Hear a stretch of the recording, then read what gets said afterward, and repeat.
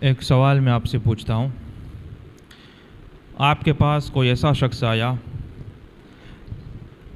جو ابھی نیا مسلمان ہوا ہے، اسلام قبول کیا، ابھی نیا نیو مسلم ہے، اب اسے اسلام کے بارے میں جاننا ہے، دین کے بارے میں سمجھنا ہے، آپ سے وہ کوئی کتاب مانگتا ہے تو آپ کون سی کتاب اس کو پڑھنے کے لیے دیں گے؟ سب سے پہلے اس کو کیا ہم پڑھنے کے لیے دیں گے؟ سیدھے تو مسائل دیے نہیں جاتے، اس کو ہم کون سی کتاب دیں گے؟ ہم کہیں گے کہ اگر آپ کو اسلام کے بارے میں جاننا ہے، سیکھنا ہے، سمجھنا ہے تو آپ قرآن شریف کا ترجمہ پڑھیں، ہے نا؟ ایسا ہی ہوگا نا؟ ہم یہی کہیں گے کہ قرآن شریف کا آپ ترجمہ پڑھیں۔ کون سا ترجمہ، پھر کون سی لینگویج میں، وہ پھر آپ کسی عالم سے پوچھ لیں گے۔ اب سوال یہ ہے کہ ہم کتنے سالوں سے مسلمان ہیں کہ ہم نے قرآن شریف کا ترجمہ پڑھا؟ سوچنے والی بات ہے نا۔ اگر کوئی نیا مسلمان ہوتا ہے، اسے اسلام کے بارے میں جستجو ہے، جگناسا ہے، تو ہم اس کو یہی صلاح دیں گے کہ قرآن شریف کا ترجمہ پڑھ تاکہ تجھے اسلام کے بارے میں معلومات ملے۔ یعنی ہم کو یہ بات تو پتہ ہے کہ قرآن کا ترجمہ اور اس کی تفسیر پڑھنے سے، صرف ترجمے سے تو کام نہیں چلے گا، اس کی تفسیر بھی ساتھ میں، ایکسپلینیشن بھی ساتھ میں پڑھنا پڑے گا۔ تو اس سے ایک نئے مسلمان کو بہت ساری دین کی مکمل جانکاری ملتی ہے، اور پھر بات کی جو ضرورتیں ہوتی ہیں، حدیث اور مسائل اور فقہ، وہ بات کی بات ہوتی ہے۔ اور ہم کتنے سالوں سے مسلمان ہیں؟ ہمارا تو پیدائش و جنم ہی مسلمانوں کے گھر میں ہوا۔ ہمارے تو الحمدللہ ماں باپ دادا نانا سب کوئی مسلمان تھے، اللہ کا فضل و کرم شکر و احسان ہے۔ ہم میں سے کتنے ہیں کہ جنہوں نے قرآن شریف کا ترجمہ پڑھا ہو؟ اور اگر پورا ترجمہ اور تفسیر نہیں پڑھی، میں جب ترجمہ بولتا ہوں تو تفسیر ساتھ میں ہوتی ہے، کیونکہ بالکل ورڈ ٹو ورڈ ٹرانسلیشن سے تو انسان گمراہ بھی ہو سکتا ہے، اس کی تفسیر بھی ساتھ میں پڑھنی پڑتی ہے، یا سمجھنا پڑتا ہے یا سننا پڑتا ہے، کچھ بھی۔ اب چلو پورا قرآن شریف ہمیں نہیں سمجھ میں یعنی کہ ہم کو ترجمہ نہیں پتہ، تو کیا جتنا ہم نماز میں قرآن پڑھتے ہیں اتنے کا ترجمہ پتہ ہے؟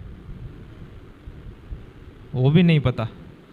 تو اگر یہ بھی نہیں پتہ تو ہماری زندگی کے اتنے سال کون سے کام میں ہم نے لگائے؟ سوچنے والی بات ہے۔ ابھی بھی وقت ہے۔ اب میں یہاں پہ یہی تو نہیں کہوں گا کہ یہ سب ہم نہیں سیکھیں گے تو کون سیکھے گا، نہیں۔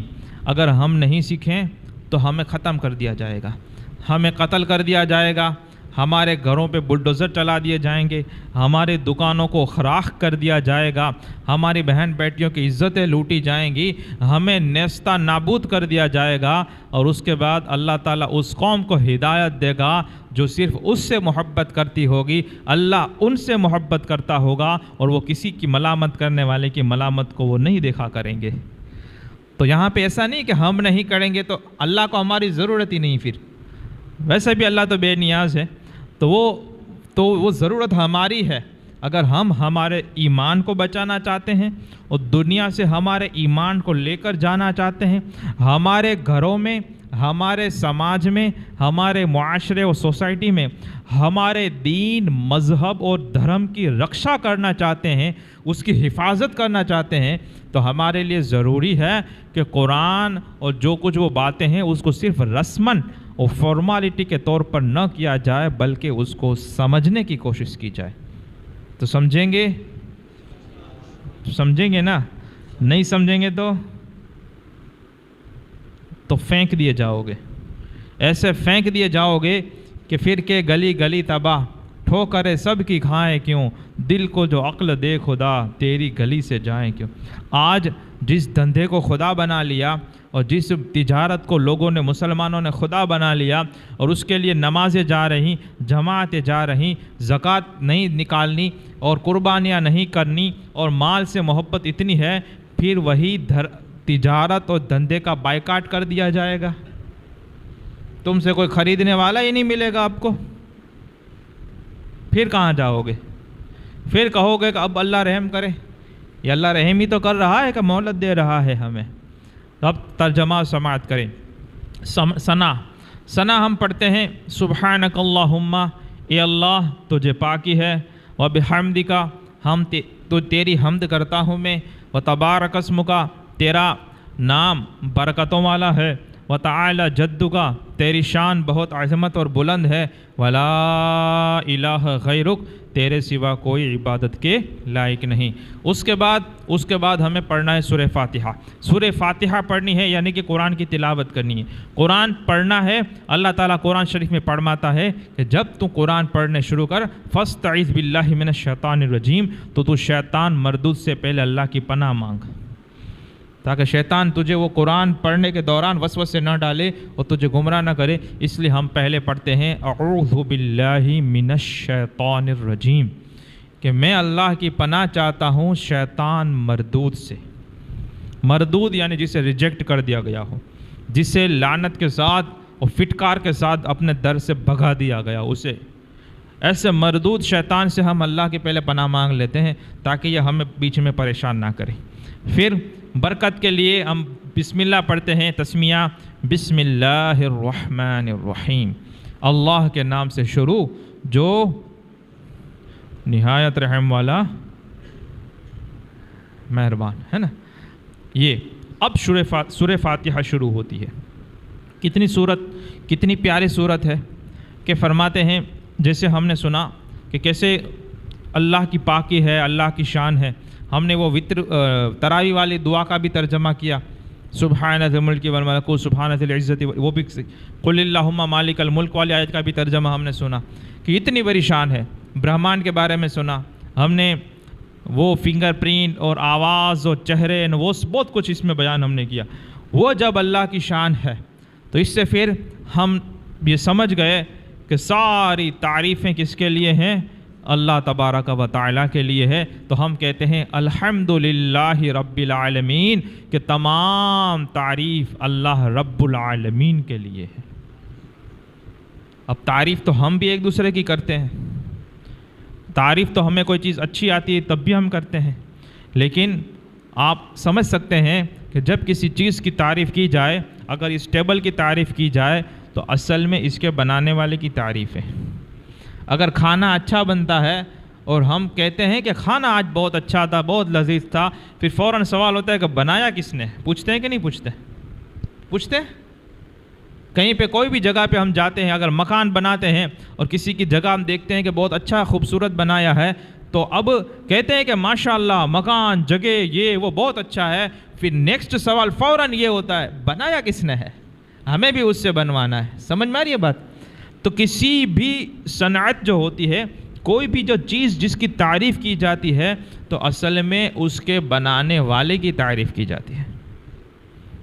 اب تھوڑا اور دیکھیں، اب جیسے کوئی عالم ہے، آپ اسے امپریس ہو گئے اور بہت زبردست عالم، پہلے کے ہوں یا ابھی کے ہوں، تو پھر سوال ہوتا ہے آپ نے کس سے سیکھا ہے؟ پوچھتے ہیں کہ نہیں پوچھتے؟ آپ کہاں سے پڑھے ہو؟ کون سے دارالعلوم سے پڑھے ہو؟ یا تو پھر کون آپ کے استاذ رہیں کہ جس نے اتنا بہترین آپ کی تربیت کی ہے نا؟ سوال ہے نا، یہ بات ہوتی ہے۔ لہٰذا جو بھی تعریف کرتا ہے، اچھا اب ہم بنانے والے سے اس کے بنانے والے کے وہاں جاتے ہیں، پھر اب وہ کاریگر کا پتہ چل گیا، وہ استاذ اور عالم کا پتہ چل گیا، اب پھر واپس وہی سوال اس کے ساتھ ہوگا کہ بھائی تم نے بھی تھوڑی دنیا میں سیکھ کر آئے تھے، تم کو کس نے سکھایا اور تمہیں کس نے بنایا؟ تو پھر بات پہنچتے پہنچتے اس کی انتہا کہاں تک جو ہوگی، اینڈ کہاں تک پہنچے گا؟ اللہ رب العالمین کی ذات پر۔ لہٰذا ہر تعریف کرنے والا حامد جس کی بھی تعریف کرتا ہے، جہاں جہاں تعریف کرتا ہے، جس طرح سے تعریف کرتا ہے اور جتنی تعریف کرتا ہے، وہ تمام کی تمام تعریفیں اللہ رب العالمین کے لیے ہے۔ اس کا مطلب یہ ہوتا ہے، بات سمجھ میں آئی؟ ہم کہتے ہیں کہ اس کی اولاد کی تربیت بہت اچھی ہوئی، اس کے ماں باپ نے اس کو بہت اچھی ٹریننگ اور تربیت دی ہوئی ہے، تو ہم اس کی ماں باپ کی تعریف کرتے ہیں، کبھی اس کی ماں کی کرتے ہیں، کبھی اس کے باپ کی کرتے ہیں۔ پھر وہی سوال آتا ہے کہ ماں اور باپ کو ایسی سمجھ اور شعور کس نے دیا کہ اپنے بیٹے کی اتنی بہترین تربیت اور تعلیم فرمائی؟ تو شاید ان کے ماں باپ آئیں گے، یا ان کے کوئی استاذ آئیں گے، یا ان کے کوئی وہ آئیں گے، یا پھر آگے چل کر بات وہی پہنچے گی کہ وہ کہیں گے یا تو انہوں نے کتاب و سنت اور حدیث سے مطابق انہوں نے تربیت کی ہوگی، اور اگر حدیث تک ہم پہنچ گئے اور رسول پاک صلی اللہ علیہ وسلم کی سنت تک پہنچ گئے، پھر بھی بات آگے چل کر کہاں تک پہنچے گی؟ اللہ تعالیٰ تک۔ تو تمام تعریف کرنے والے جس کی تعریف کرتے ہیں، جہاں جہاں تعریف کرتے ہیں، جتنی تعریف کرتے ہیں، جس طرح سے تعریف کرتے ہیں، وہ تمام تعریفیں اللہ رب العالمین کے لیے ہے، تمام جہانوں کے پالنے والے کے لیے ہیں۔ عالم، اللہ کے سوا جو کچھ ہے اسے عالم کہتے ہیں، اللہ کے سوا جو کچھ ہے اسے کیا کہتے ہیں؟ عالم کہتے ہیں۔ اور عالم اسی لیے کہتے ہیں کہ اس کے ذریعے سے اس کے بنانے والے کا علم ہمیں ملتا ہے۔ تو ایک تو جیسے ہم دنیا ہے، ایسے 18,000 عالم ہے، ہماری دنیا ہے۔ آپ کو بتاؤں میں، سمندر ہوتا ہے نا، سمندر میں کیا ہوتا ہے؟ مچھلیاں ہوتی ہیں خالی؟ ارے اچھے باغیچے ہوتے ہیں، آپ کو پتہ ہے؟ اچھے باغات ہوتے ہیں، خوبصورت۔ وہاں پہ بھی یہ تو انسان یہاں تک برسوں پہلے کی میں باتیں کر رہا ہوں، تو میں جب چھوٹا تھا اور جب میں اس وقت سائنس وغیرہ پڑھا کرتا تھا، تب کی یہ باتیں ہیں کہ ایسے خوشنما اور خوبصورت باغیچے اور اس کے پھول اور وہ ساری چیزیں سمندر کے اندر میں ہے۔ کتنے سارے تو سائنٹسٹ اور کھوج کرنے والوں نے ڈھونڈ نکالے، اور پھر برہمان کی تو بات ہوئی تھی، تو ایسا تو کتنے عالم ہو گئے۔ فرشتوں کا ایک جہاں ہے، جناتوں کی ایک پوری دنیا ہے، انسانوں کا پوری دنیا ہے، جانوروں کے الگ ہے، پرندوں کے الگ ہے، پھر درندوں کے الگ ہے، جنگل کے الگ ہے، اور بہت کچھ ہو سکتا ہے اس میں۔ تو وہ تمام کا پالنے والا کون ہے؟ اچھا، رب۔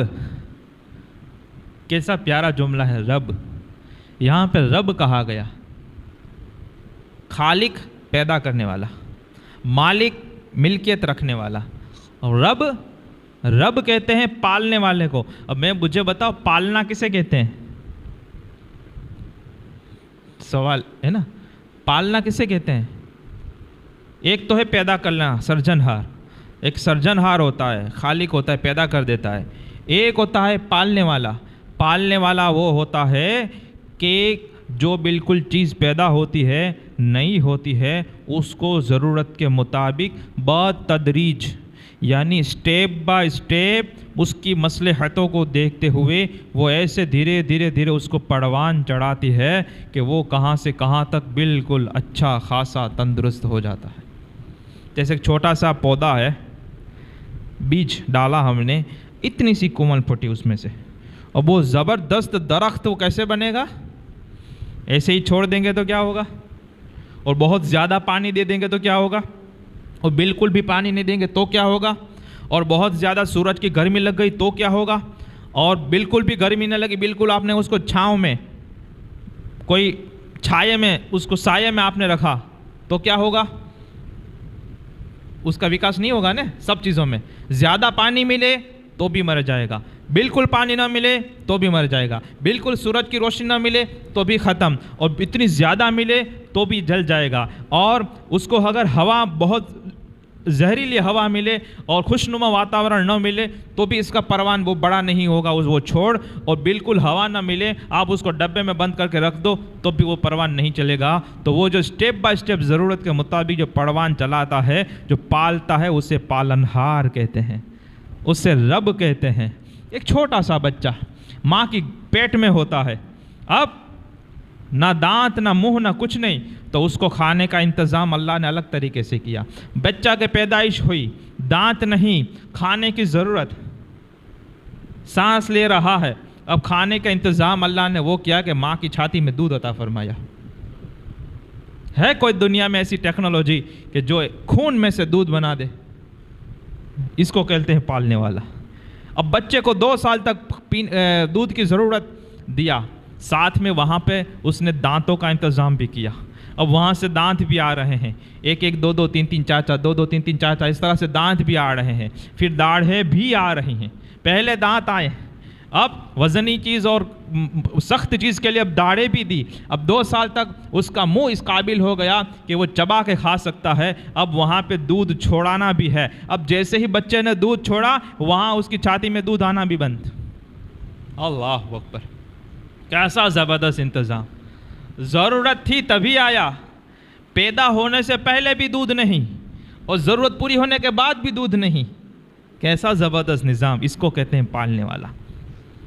پھر بالکل ملائم پہلے دودھ، پھر نارمل سی غذا کھاتا ہے. بہت زیادہ تیکھا اور مسالے والا نہیں کھا سکتا. کیوں؟ اس کا وہ پیٹ وہ ہضم نہیں کر پائے گا. پالنے والے نے اسی کے مطابق اس کو غذا دی. جیسے جیسے اس کی بڑھوتری ہونے لگی، اس کا وکاس اور ڈیولپمنٹ ہونے لگا. اب وہ کھانا کی بھی خوراک بھی بڑھ رہی ہے، پینے کا سامان بھی بڑھ رہا ہے، اس کے جسم میں تو طاقت بھی بڑھ رہی ہے. ایسا ہوتا ہے کہ ہوتے ہوتے 40 سال ہوتے ہوئے ہٹا کٹا ایک دم تندرست نوجوان نظر آتا ہے.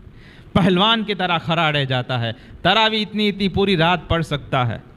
نمالے لوگ نہیں پڑھ سکتے، تندرست لوگ پڑھ سکتے ہیں. اللہ تعالیٰ کا شکر ہے. بات سمجھ میں آئی؟ تو اس کو کہتے ہیں پالنے والا، کہ سیدھے سیدھا وہ نہیں ہوا، سٹیپ بائی سٹیپ. اب آپ اپنی زندگی میں غور کریں. اب میں آپ کو لے جاتا ہوں آج سے 20-30 سال پہلے. ابھی آپ کی شادیاں بھی نہیں ہوئی تھی، اس وقت میں بات کر رہا ہوں. ابھی آپ اسکول میں پڑھ رہے تھے، 10-15 سال کی عمر تھی. تب آپ سوچے کہ آپ کے کمائی کا سادھن کیا تھا. ادھر ادھر گھوم رہے تھے، پتہ بھی نہیں تھا کمانا کیا ہوتا ہے، ذمہ داری کیا ہوتی ہے. پھر وہ دور آیا کہ آپ کی شادی کی بات ہونے لگی. یہاں پہ آپ کی شادی ہوئی، وہاں پہ روزی کا انتظام بھی بڑھ گیا. ہوا کہ نہیں؟ سب سوچ کے بولیں، سب یاد کر کے بولیں کہ نکاح سے پہلے آپ کی روزی کا اسباب تھا، نکاح کے بعد اس میں زیادتی ہوئی کہ نہیں ہوئی. آپ پر اگر ایک عورت کی ذمہ داری آئی تو وہاں پہ سامنے سے وہ پالن ہار نے وہ روزی کا ذریعہ بھی بڑھا دیا. تمہاری انکم بھی بڑھا دی، اور انکم نہیں بڑھائی تو انکم اتنی ہی رکھی لیکن اس میں برکت عطا فرما دی. پھر 1-2 سال کے بعد بچے کی پیدائش، 2 میں سے 3 ہوئے، 3 میں سے 4 ہوئے، بچے بڑے ہوتے گئے، اس کی ضرورتیں بڑھتی گئی، خرچے بڑھتے گئے. ابھی مجھے بتاؤ 25 سال پہلے تمہاری ضرورت تھی وہ پوری ہو رہی تھی؟ کھانا آپ 3 ٹائم کھا رہے تھے، ابھی بھی کھا رہے ہو، لیکن ابھی تم اکیلے نہیں کھا رہے. 25 سال کے بعد آپ کھا رہے ہو تو آپ کے ساتھ دوسرے 4-5-7 لوگ کھا رہے ہیں. تو وہ 25 سال پہلے تو آپ کے آج کے مطابق 10ویں حصے کی انکم تھی. یہ انکم بڑھانے والا کون؟ تمہاری محنت سے نہیں بڑھتی. اگر محنت اور مزدوری سے اگر آدمی امیر بن سکتا تو دنیا میں سب سے زیادہ امیر مزدور ہوتے ہیں جو 18 گھنٹے کام کرتے ہیں، بارش میں دھوپ میں کام کرتے ہیں، وہ سب سے زیادہ امیر ہوتے ہیں. لیکن محنت سے نہیں ملتا، یہ تقدیر سے ملتا ہے اور پالن ہار کے بنائے ہوئے نظام کے مطابق ملتا ہے. تو بات سمجھ میں آئی؟ تو پھر ہم کہتے ہیں کہ جب یہ حال ہے تو پھر بندہ کیا کہتا ہے؟ ہاتھ باندھ کر. اور ہاتھ کہاں باندھتا ہے؟ نفس کی جگہ پر، کہ جیسے نفس کے وسوسے اٹھتے ہو وہ وہیں پہ روک دیتا ہے تاکہ وہ دل کی طرف وہ وسوسے نہ چھوڑے اور یہاں پہ اٹیک نہ کرے ہمارے دل، اور دل ہمارا نماز میں حاضر رہے. کہ حضور نے فرمایا کہ انسان کی نماز میں سے اس کے لیے اتنا ہی ہے جتنا وہ سمجھ کے پڑھتا ہے. تو یہ بیچ میں ڈسٹرب نہ کرے، اس لیے ہم یہیں پہ دبا دیتے ہیں نفس کو کہ یہ دونوں ہاتھوں کو باندھ دیتے ہیں کہ وہ وسوسے اٹھانے میں بریک لگنے لگے وہ. اور پھر کہتے ہیں کہ الحمدللہ رب العالمین، کہ تمام تعریفیں جو ہر حامد کی، ہر محمود کے لیے ہر جگہ پر، ہر طرح سے، ہر اعتبار سے، ہر طرح کی، ہر مقدار اور قدر میں جو تعریفیں ہیں وہ تمام کی تمام اللہ کے لیے تعریف ہیں. اور وہ اللہ کیا ہے؟ صرف ایک عالم کا پالن ہار نہیں، تمام جہانوں کا پالنے والا ہے. یہ ہوتا ہے الحمدللہ رب العالمین، یہ ہوتا ہے. تو آپ اللہ تعالیٰ مجھے اور آپ، اب ایک آیت میں اتنا وقت نکل گیا، یہ ہے وہ تو سمندر ہے. خیال اللہ تعالیٰ مجھے اور آپ کو سچی پکی نماز کی توفیق عطا فرمائے. صلی اللہ علیہ وسلم کے لیے کھڑے